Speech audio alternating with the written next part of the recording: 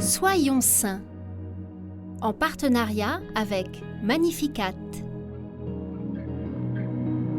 Nous souhaitons une belle fête aux Augustes.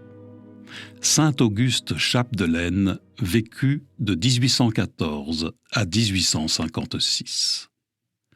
Depuis le XVIIIe siècle, l'annonce de la bonne nouvelle dans l'Empire chinois se paie souvent au prix du sang, et l'exécution du père Auguste Chapdelaine dans la province de Guangxi a été source de tensions internationales qui font oublier les raisons de son départ en mission. Dernier enfant d'une famille d'agriculteurs, il a travaillé la terre jusqu'à 20 ans, avant d'entrer au séminaire, d'être ordonné et de devenir membre de la Société des missions étrangères de Paris. Lorsqu'il part pour la Chine, en 1852, il y a 150 ans qu'il n'y a plus de prêtres et les villages de la province sont secoués par des révoltes musulmanes. 2 ans après son arrivée à Hong Kong, il s'enfonce dans le pays à l'appel d'un Chinois fraîchement converti.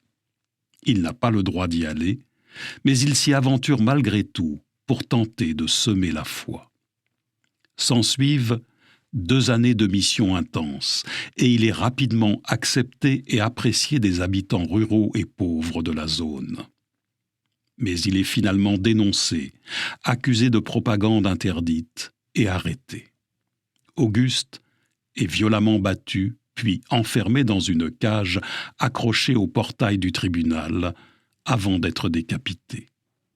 S'ensuit une ferme protestation par la France qui réclame des excuses solennelles. Devant le refus du gouverneur, Napoléon III se lance aux côtés du Royaume-Uni dans la Seconde Guerre de l'opium, à l'issue de laquelle la Chine sort très humiliée.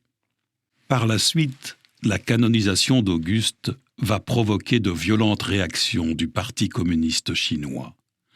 Pour les 160 ans de sa mort, ils ouvrent un musée le présentant comme un violeur et un espion, et ils y célèbrent l'esprit patriotique de celui qui l'a fait torturer et exécuter.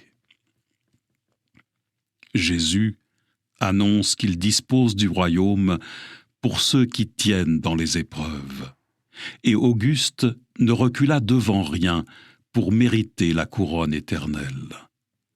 Il nous encourage à avoir le courage de vivre en confessant le nom du Christ.